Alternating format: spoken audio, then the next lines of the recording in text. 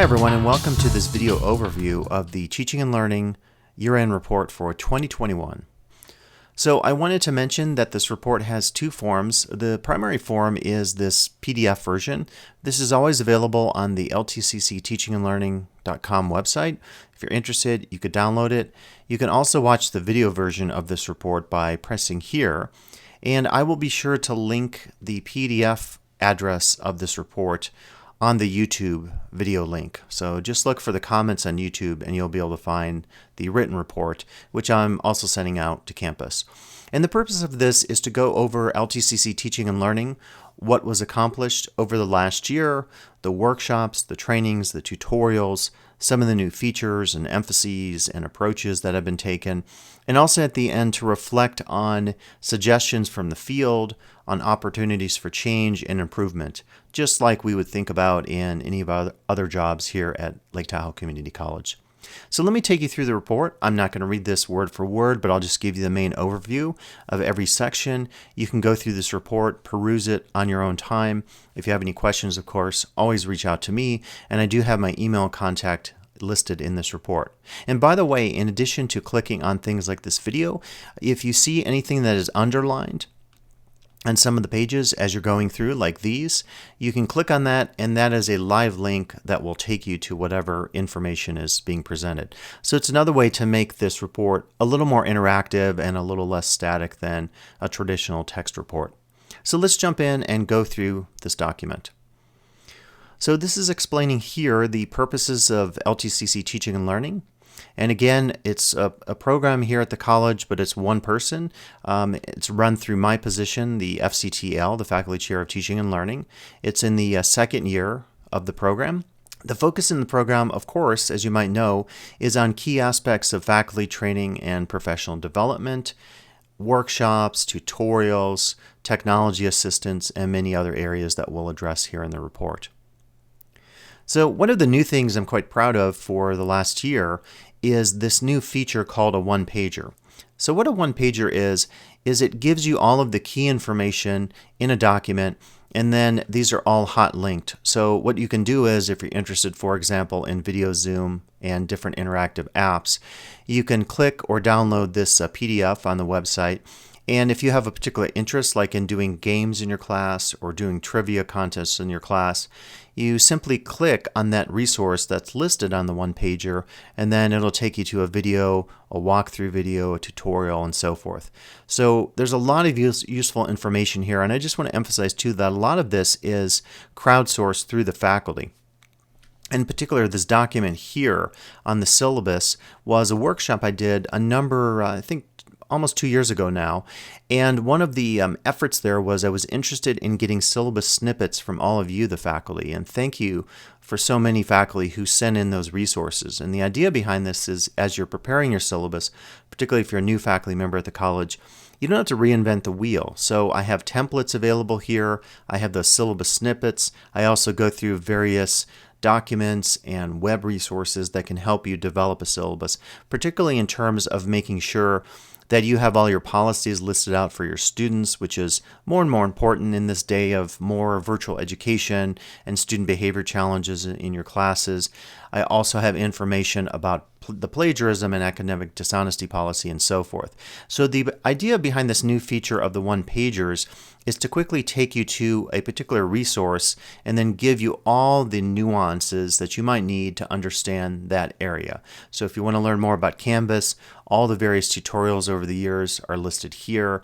There's information on the Zoom one-pager on how to sign up, very easy to find that, and so forth. So I think the one-pagers have been particularly exciting because it really presents to you in a very brief and concise format a lot of information then that you can go through. In addition to creating these videos and resources for you, I'm doing a lot of curating of resources, and I'm always thinking about new ways to organize the resources, which, as I'll show you later, was one of the suggestions that someone from the field among my colleagues here in the faculty offered. Now, a second new approach this year was what I call Technology Thursdays, and I offered these in the fall quarter of 2020. And you see some of the topics here: multicam setups, challenges with Zoom, synchronous versus asynchronous technology, blogs and social media, games and apps, and teaching. So the Technology Thursday series I thought was fairly successful. Over time, the numbers dropped off a little bit, so I decided to put it on hiatus, at least for the year. I can always bring one of these back, particularly upon your recommendations and what you think is useful for you. But I think it was really needed because once we moved into a primary virtual format with DE teaching and Eve, a lot of people wanted to know, how can I make my class more interactive? How can I humanize some of the technology?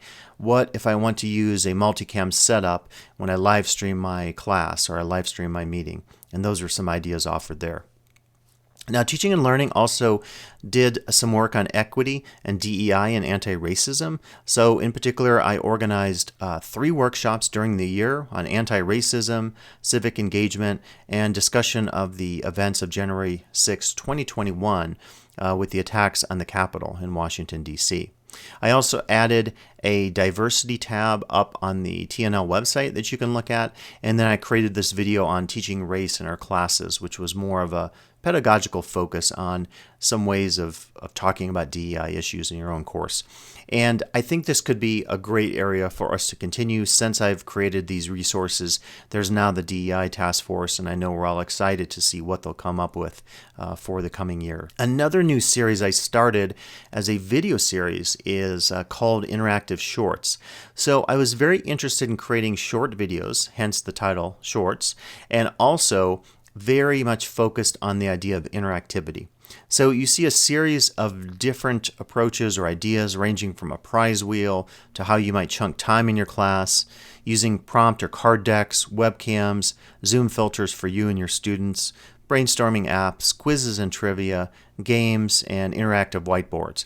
So if you're interested in any of these topics, again, click on this report, you click on these, it'll take you to that resource. In addition, I also continue to create tutorial videos for all of you.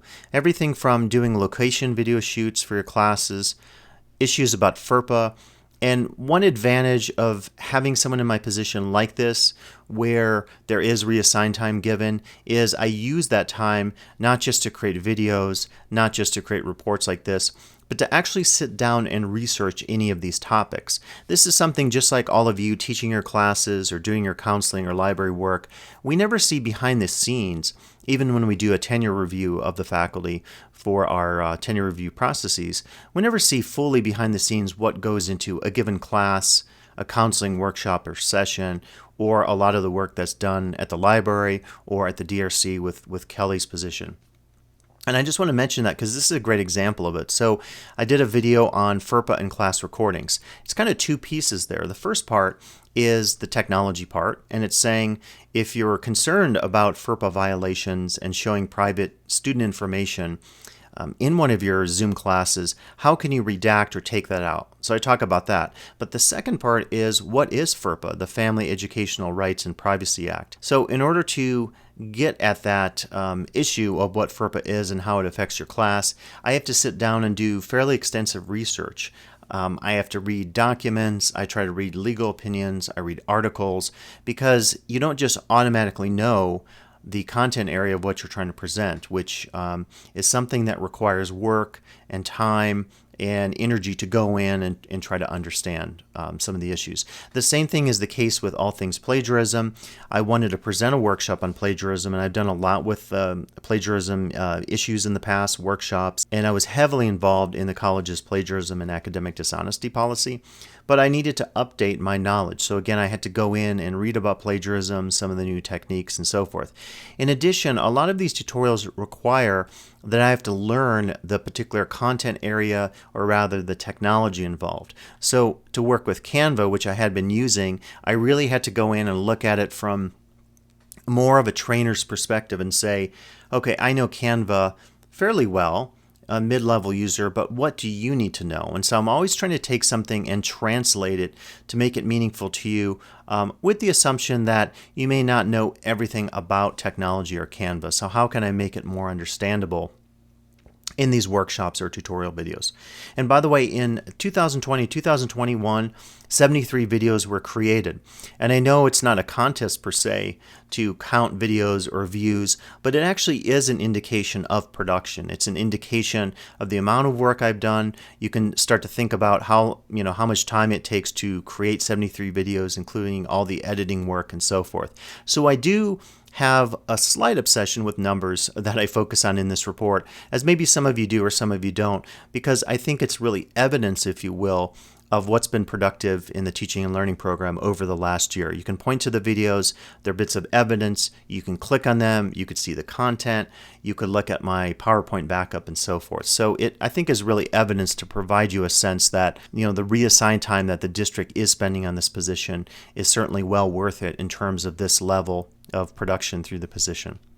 Now, I've also started doing weekly updates for all of you, and this is a sample of one right here. I wanted to make sure that people on campus knew what's been happening in teaching and learning. I want to make sure that people knew about these Zoom links for our workshops and so forth, and I'll continue to do this next year.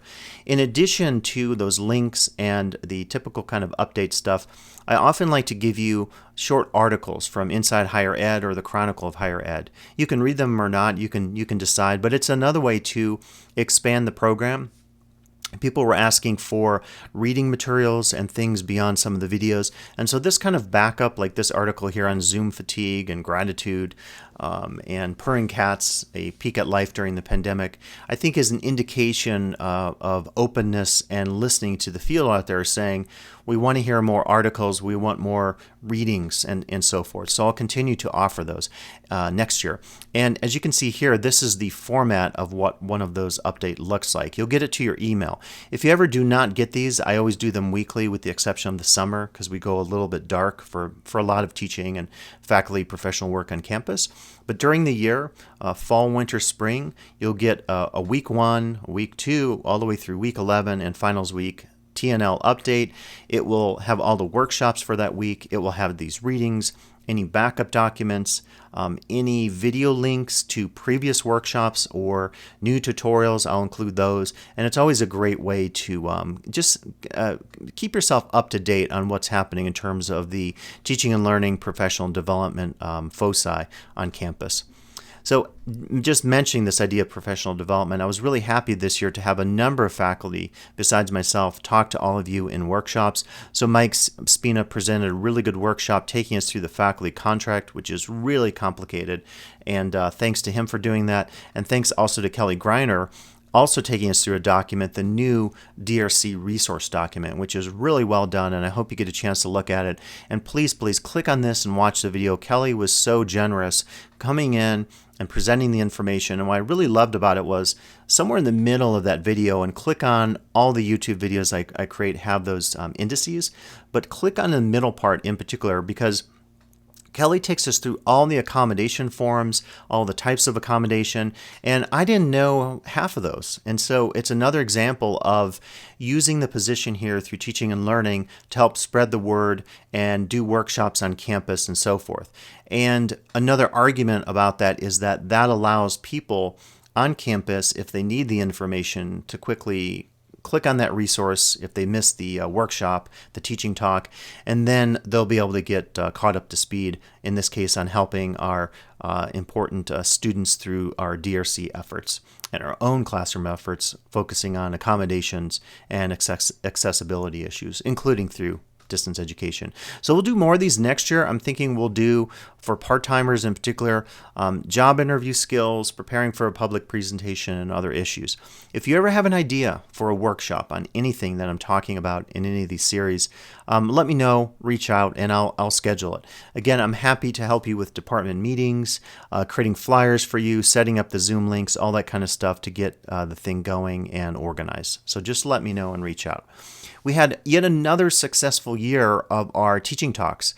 The teaching talks, I think, have become really part of LTCC's institution. Everybody knows on a Tuesday at noon, with the exception if there's a student event, and I'm always cognizant of that, so I will not jump on top of a student event if it's happening. But I think the fact that it's become more and more common for people to understand what the teaching talks are, when they take place, and how significant some of these issues are. I think it's just shown how much the campus has embraced what we're trying to do in teaching and learning here at the college. So thank you all for attending. The attendance has been great for many of these workshops. This is a list of all the talks this year, starting with our anti-racism, continuing the dialogue workshop, and ending on looking forward post-pandemic teaching. By the way, I didn't do a video of Teaching Talk 50. People were very personal, sharing ideas about vaccination and COVID, and I didn't feel it was appropriate. And that's another reason you're seeing gaps here. I didn't create videos for all of these listed, any of these others with underlining you can click on, because in some cases, I make a value judgment. I'm a cultural anthropologist by training, and we've been trained in anthropology that we have to always protect things like confidentiality of what we call our informants, the people that we interview for field projects. So I really take that to heart ethically in terms of the workshops that I do. So if something comes up that is somewhat controversial, and I don't mean like super controversial, but someone maybe expresses something about how the pandemic has affected their mental health, but they don't want the outside world hearing that, then I'm going to take that out. So I make judgment calls in a lot of cases about these, but I also have people who attend and I say, hey, if there's something in here you want me to edit out, I can edit out like 10 minutes of the video, or I can just say we're not recording it at all, because I want everyone to feel comfortable about confidentiality. So take that in mind. Again, that's something you might not know about if you're not attending the workshops, but it's something that I have always applied just because of my anthropological training. So that's the reason you see some gaps here and you don't have all of these listed in terms of having a video backup that you can watch. This is a handout from the last workshop. I also create a lot of handouts and graphics. Again, something else you maybe aren't aware of. I did receive some comments where people said the program produces only videos. And in fact, for a number of the videos, you will have not just handouts, but PowerPoint backup of upwards of 30 slides per given talk or workshop. And that's something else that if you don't attend, you maybe don't realize, is that there's a ton of written material, whether PDFs or PowerPoints or articles, that actually goes along with the particular workshop and the subsequent video that is created. Now, I'm also happy to report that T&L has done a lot of one-on-one assistance, and this was, of course, shared by people on campus. Treva Thomas, and we wish her well as she transitions back to teaching business from having worked as a DE coordinator for all those years. Also, the folks involved with the CBC OEI grant. We also wish Katie Meyers well as she goes on to a new opportunity working at Calbright College. We were so lucky to have her involved in the grant. And all of our wonderful people who were consultants, trainers. So there was a lot of one-on-one going on because of the CBC OEI grant. So other people certainly are involved in this, but just to mention that during my time of tracking this, because we needed to for the grant, between July and November 2020, about 77 people were assisted. And by the way, even though I work with faculty, I also help staff. I was helping the instruction office recently with some video work. I've reached out to other folks on campus and have said, I'm always willing to help because we're a team for sure when we think about a lot of these issues, including this Zoom checkup workshop that had so many people from outside the faculty, and I was really excited to see that. So thanks to everyone on campus who's been a collaborator in all this one-on-one work, stepping up to the plate, working with faculty and staff to figure out Zoom, to figure out Canvas Studio, all these other technologies that we've been doing. And that leads to adaptive assistance. So I always say that as new things come up, reach out to me and I will try to adapt to your needs. I love hearing from SLT, from the deans, if they hear something that certain faculty in a particular discipline are struggling, or maybe our director of work experience or our director of dual enrollment will say, hey, this is going on with faculty. Can you lend a hand? This issue's coming up. And the other way that I try to stay on top of things, besides that one-on-one communication with all of you, is to do surveys from time to time and use in-workshop comments and make some notes to decide on future trainings. And you see some examples of the surveys this year about ISP, Zoom trainings, getting days and times, winter trainings, EVE issues, the OTC conference, and a part-time faculty survey that I did not create. Mary Cook created that, but I did help communicate and say this is a very important survey, and congrats to Mary, but it was a really amazing response rate in terms of a survey, and it was very comprehensive.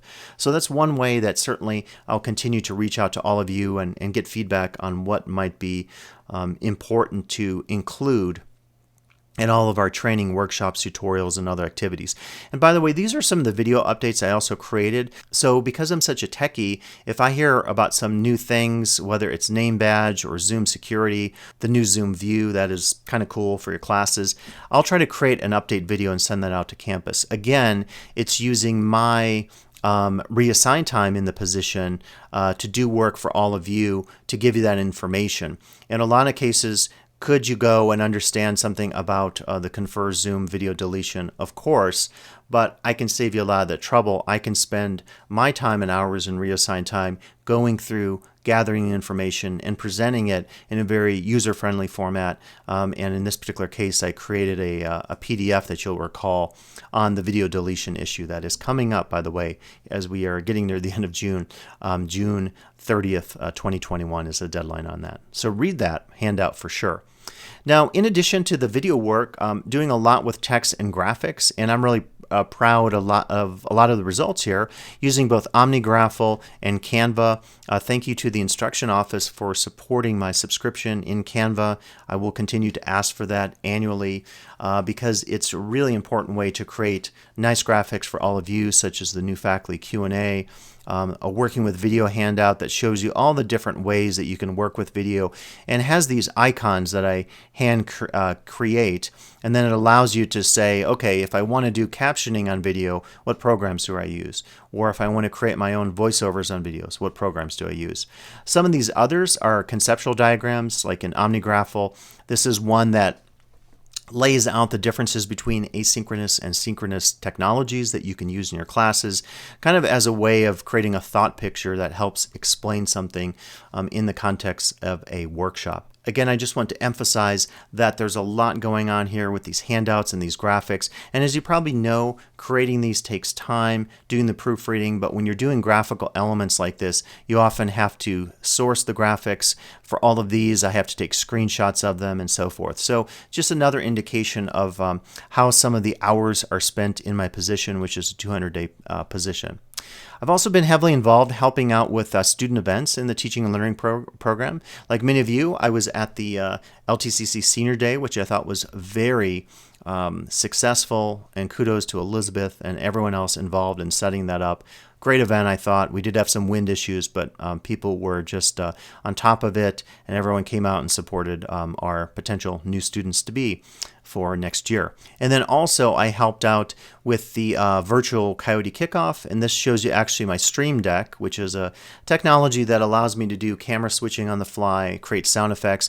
So I customized this for Coyote kickoff. I actually created a series of video loops, and these are all here. So if we had a trivia session, I made a little, funny video loop with sound effects, and then we would play that and do that segment. I also created macros up here so I could mute and unmute people, control the sound a little bit, and pull up various documents. So creating this itself, another example of things happening behind the scenes that if you participate in the Coyote Kickoff, you might have heard the sound effects and wondered, how did you do that? It's through using this very cool Elgato Stream Deck that I purchased with my own funds. And used it as a way of creating better and more interactive meetings. So that's another example of how the program and myself in particular are interested in helping out with student events in any ways that are possible. Also, the website and reports. So go to ltccteachingandlearning.com. Here's a link here. Did a summer report last year with a lot of the ISSI updates. I'll see if that's necessary this year. I think maybe an annual report might be enough, but I will let you know and update as appropriate. We will be doing a lot of work with ISSI this summer. We've already started trainings, and the ISSI faculty, all the directors, Cata, Maxine, and Sue, and congratulations to Sue and Maxine, who will have this as their last official year of co-directing ISSI. They've done so much great work for everyone over the years, so please congratulate them when you see them. And Cata has stepped in as our new full-time faculty member in world languages and also involved with ISSI. So we're planning so many trainings this summer for ISSI faculty, and they have very specific needs. So as I'll show you later, one of the things I did was I created a very lengthy handout just for our ISSI faculty this year. And that's another example of the value of having continuity in this position. So I did those workshops last summer with the ISSI folks, and I didn't have this PDF. And then as I worked with them, I said, I really need something that's going to take people through in a very easy to read format, step by step, how to log on to Zoom and how to do other things and so forth. And so it's another example of being adaptive and trying to figure out what do people need. You'll find, again, everything on the website. I have as one of my goals for next year a website redesign. I probably will try to do that in the summer as my hours get a little more flexible, just because full-time faculty are primarily not teaching in the summer, although some still are. So the website will contain reports like this one and more useful information for you. And I kind of jumped the gun. I just mentioned the Intersession assistance, and this is that specific document I created for the ISSI faculty. So it is a very lengthy 12-page guide, and the idea is you go through step by step, you get started with Canvas, you sign up for Zoom, and I'll just pull it up here to show you. So it actually then takes you through all the steps of creating a class. And again, if you want resources, like if you want to look at Canvas Commons to find content for your ISSI syllabus, for your summer class, you can click here and go to that information. All the tutorials that have been done that become almost like a cumulative card catalog, if you will, just like with books. These are all guides that you can click on and then understand what's involved in terms of that area of Zoom. But this is what I think has been particularly useful as I piloted in the first of our 2 workshops over the summer. This shows you how to do a Zoom screen share, and what I did was I did these screenshots of these elements that allow you to see very clearly what's involved. So it helps guide you through some of the clutter and noise that you often find with working with Zoom, where there's so many menus, and there's the desktop version of Zoom and the Zoom.us version. So I try to take you through this and make it as simple as possible. High quality audio, camera, microphone, background selection, performance of your Zoom program on your computer, where to find that, Zoom security, immersive view, updates, breakout rooms, which can get pretty confusing. So again, trying to give people these screenshots to show you, look for this, look for this, look for this, look for this. How to do the settings for each of these areas in your Zoom.us version. How to get reports, which could help you with tracking attendance if you're teaching ISSI this summer. And then some additional student topics, disability service to emphasize, and then interactive approaches, self-care, and some quick tips. So you can see it's pretty extensive, and again, it's something that I curate and create based on the experience of having done this last summer working with the ISSI faculty and seeing what was needed and what wasn't needed to make it a little more accessible. I really appreciated that when we were going through the first workshop, Cata Goralski, again, who's our new, not new anymore, but newer, World Languages faculty and ISSI director, co-director, she was saying, let's make it easy for the ISSI faculty. So what's the easiest way to set up and schedule a meeting? What's the easiest way to share that in a module page? And that was like, I can't tell you, it seems simple, but it's actually not simple. So hearing that from Cata when we had our pre-meeting, which was getting that together for the 2 workshops, I thought that's wonderful information to have, because then I know I don't have to show, for example, with setting up a Zoom meeting, doing a recurrence. You can just have one link and use that. So those kinds of things, getting that feedback from directors or department chairs and being able to then apply that knowledge to the training materials I create saves me a ton of time, and it just helps direct the focus of the people who are learning from all this. So I just really appreciate that type of feedback. And I did want to say that in addition, this summer you'll see a series of Zoom workshops, and I hope you'll have a chance. These are not just for ISSI people, for anyone teaching in the summer. Log on. I'll also have some office hour time over the summer here in 2021. So be on the lookout for all these Intersession assistance opportunities. I'll do another such session. You'll see fall trainings just prior to the start of fall quarter, so I can help you along with any of your syllabus, Canvas, Zoom, and other needs. So technology is I think, really in the wheelhouse of this program. We all know that due to COVID-19, we are more and more having to really use technology, and not just one form of technology, so quite a few different forms. We have something new with PlayPosit. Probably talk about this next year as far as rolling it out. It's a little complicated, but it's a really great opportunity to make interactive videos, interactive quizzes in your Canvas class. And Treva and I sat down through a number of meetings with the people from CCC Tech Connect from the state in California, and also some of the folks from California and Denver, where PlayPosit's CEO is based. A lot of this is, if we want to use a new app inside of Canvas, you'd think you just turn the thing on, you put the license and consumer key, and you're done. It's actually not the case. You have to go through a series of trainings, because very often the folks that create the technology involved, in this case PlayPosit, wants to be sure that the people training the folks who are going to be using it, the faculty, kind of in a train the trainers sense, are competent. So it really, again, requires more time behind the scenes that you might not be aware of, and that's the purpose of this report, is to fill in all the gaps of your knowledge. If you're wondering, what does a position do? How is my time spent? I'm a very big advocate for the idea of working in the community colleges, public advocacy, in terms of how is money spent in any given area. So this way, I think there's a little more transparency that with all these resources created, workshops, graphics, handouts, and meetings, you get a better sense of what exactly goes into this position, and also the teaching and learning program in general. And this is just showing you an audio and video project workspace to give you another sense of the appreciation maybe of all the time involved in editing a video. And by the way, I read in a comment some time back, I didn't include this in this report, but someone said, why does he create videos? Why does he edit videos? All you have to do is use the Zoom link provided. Well, you actually can't do that. In a lot of cases, again, there's confidential information that has to be stripped out, which could be links to Zoom accounts. There could also be comments that people don't want shared, so they get back to me, or I make a judgment decision, say, I'm going to edit out the section from 4 minutes and 33 seconds through 5 minutes and 33 seconds. So I think it's really good, again, to hear those comments, but I think maybe people don't realize that there actually is rhyme and reason to what seems like maybe a mad project of, well, why go through all this effort of editing a video? And again, in helping out the instruction office recently, there was a request to take out a section of video, maybe if some people didn't want something appearing in a final version. So really easy to do that, but it does take time.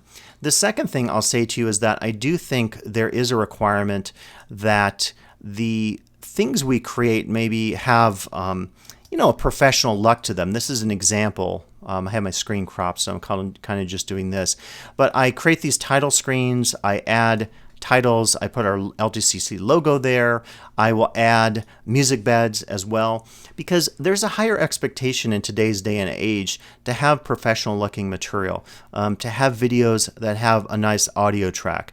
I go in and I clean up audio. I make sure that when I'm recording videos, I have really as pristine audio as possible. So that's another reason, is quality and professionalism. If you just, in my opinion, and I'm not saying for you, this is just me, we all work differently, but if I just create a video, or if I don't create these videos and I send you the Zoom link, the thing won't even have a title screen.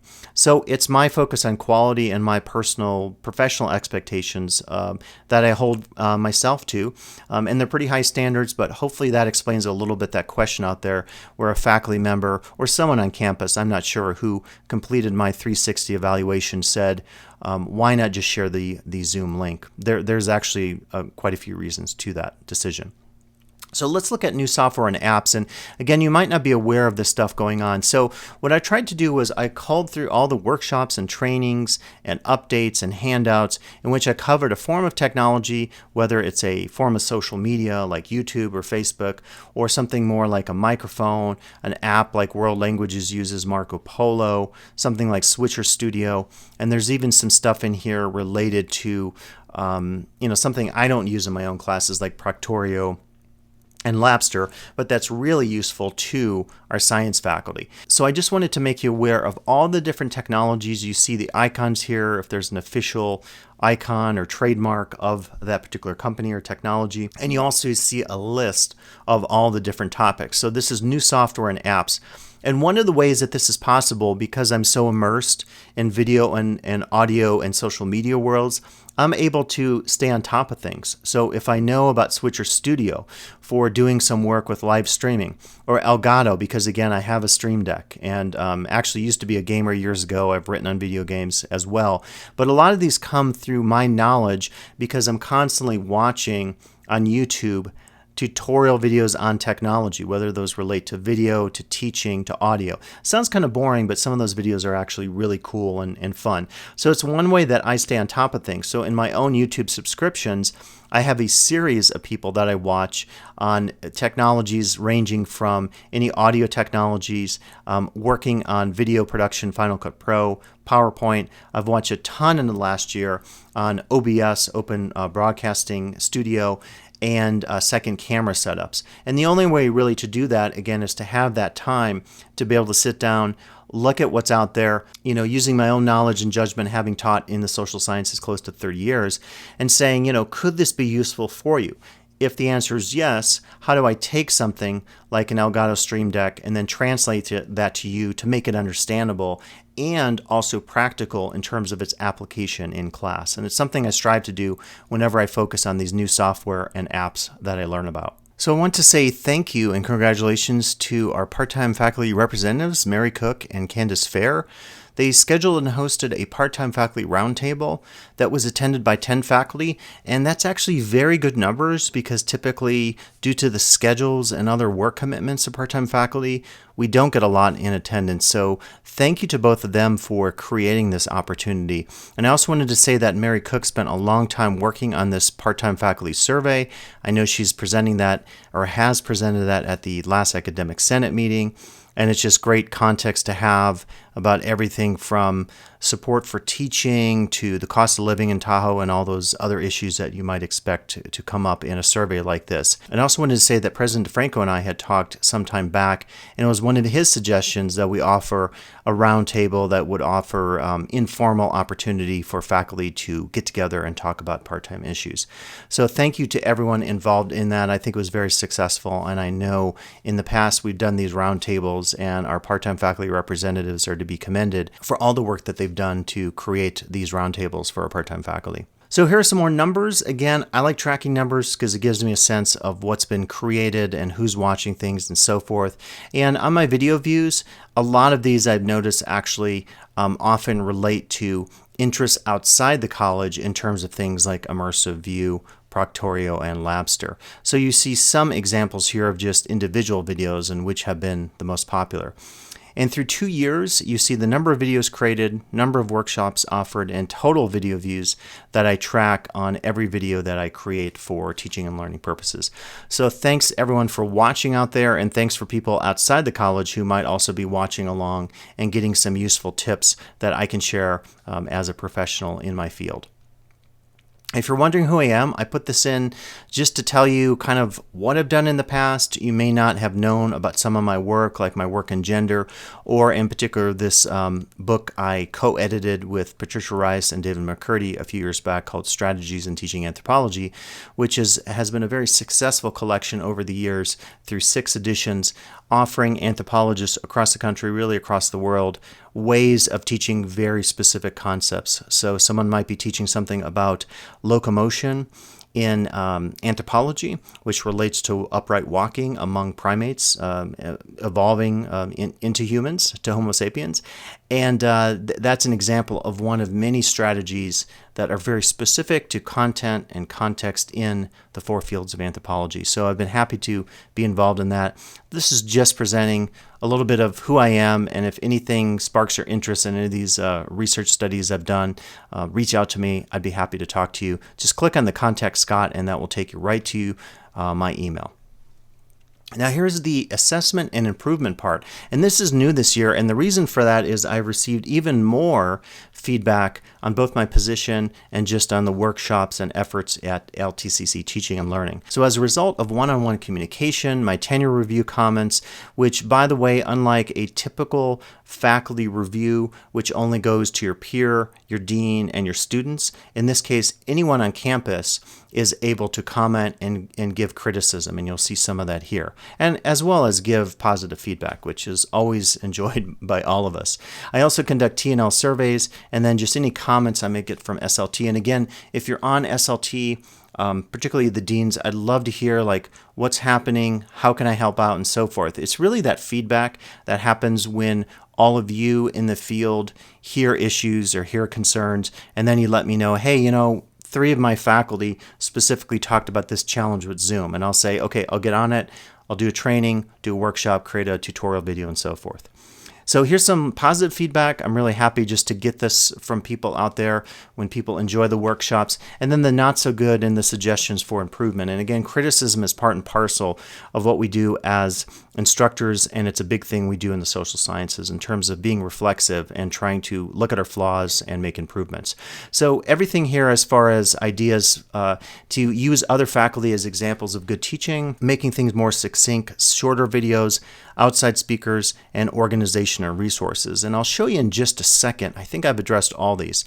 And these aren't all the comments, but I go through them as part of my tenure review, and I try to look at all these and make improvements wherever possible. So in the case of using other faculty as examples of good teaching, I think you'll see that I've involved more faculty in the last 2 years. Treva Thomas, Mark Williams, John Kingsbury, Mike Spina, Kelly Greiner. I would certainly love to have more faculty engaging and involving and actually leading these workshops. So the only thing I need for that is your willingness, a little bit of your time. Again, I'll set up the workshop. I will publicize it. You just have to show up, prepare your materials, whatever that involves, and I'll be happy to host that for you and also create the recording and send it out to campus. Making everything succinct, so I'm trying to do shorter videos to supplement the longer ones, and I'll offer to you that the interactive shorts series is an example of that. And next year, as I'll offer right here, I'm going to be developing yet another new series called Tiny Tech, and I'll kind of get to that probably next year, but it's a new concept I have. In addition, I just wanted to offer that anytime you go to one of my videos, I'll just get an example here. What I do now is I create a time index, and this is really cool. If you're using YouTube, you can try this as well. You always have to make sure your first one is at 00, and then these are just the time indices. You put these in manually, so you do have to go through and take the time and find all the breaks and then type these in. Once you do that, check this out. It's basically the equivalent of 30 smaller videos. So it's no longer a large video, because what you can do now is you can scroll and find only the content that you need because of this index here. Again, I don't know if people are aware of this. So the videos can be long, but they're actually broken into smaller content sections. So an hour video is no longer an hour video because each of these content areas can often be watched independent of the main video. So I wanted to mention that. In addition, as I said, in the future, I'll have additional videos I'll be developing in series that will focus on brevity, but also keeping in mind that for a lot of these topics, like if you want to learn how to do open broadcasting software, there's no way in the world you can do a 2-minute video on that. And if you watch any of the tutorial videos, and I watch a ton of these, they tend to be about an hour long. Some are 2 hours long. And I think for the field out there, for technology trainers, that's pretty acceptable because you can't often do a Cliff's Notes version of some of these software programs that we're using. Like Canvas, you can't do a 10-minute video on how to use Canvas because just to use Canvas gradebook would probably take you 30 minutes or so to go through that video.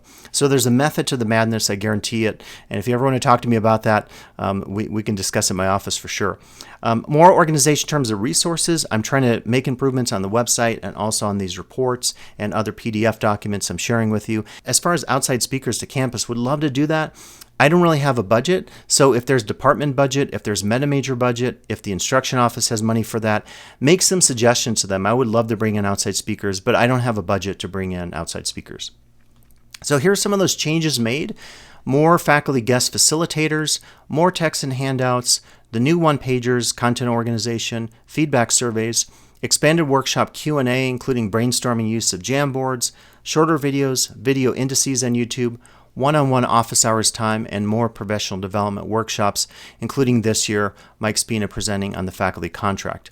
Now, looking forward, again, I offer here that, we've had a lot of challenges due to COVID, and we're going to have some transitions in fall. We're not going to be 100%. We're going to have to be patient with one another. There's going to be a lot of stress, a lot of changes, and still a lot of uncertainties.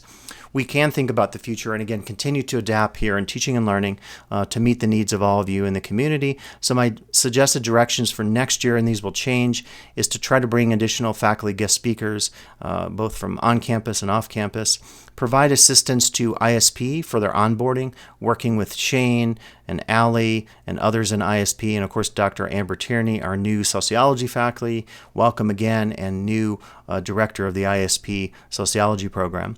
Collaborations with the new DE director and director of IT on trainings and technology approaches, post-pandemic assistance with department meetings, the new Tiny Tech video series, a T&L website update, and increased workshop attendance. So there's a lot to cover in addition to all the stuff I typically do. These are some new directions, and again, that will continue to change.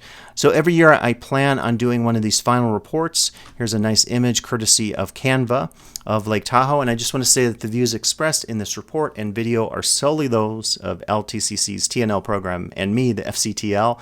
They don't necessarily represent the views of LTCC or its Board of Trustees. Any errors, inaccuracies are the sole responsibility of me, and I'm sure there are a few. So thank you for listening. Again, if you have any questions about this year's 2021 year-end report, reach out. I'm excited to be doing this position. I want to continue doing this position in the future, and I really appreciate the board, SLT, and others supporting it, because I think it's an important and necessary resource and opportunity for our campus as really focus on both the human, technology, and pedagogical and professional development aspects of reaching out to all of our faculty, our part-time and full-time faculty, our staff on campus, and many others.